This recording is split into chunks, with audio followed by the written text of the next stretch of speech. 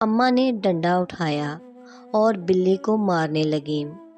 بلی کے بچے ڈر کے مارے ادھر ادھر بھاگنے لگے۔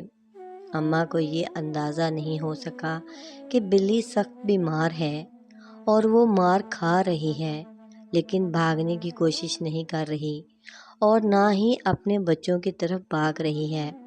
اماں نے بلی کو اتنا مارا کہ وہ زمین پر لیٹ کر تڑپنے لگی اور اماں کی طرف اداس نظروں سے گھورنے لگی۔ اس کی آواز بھی نہیں نکل رہی تھی۔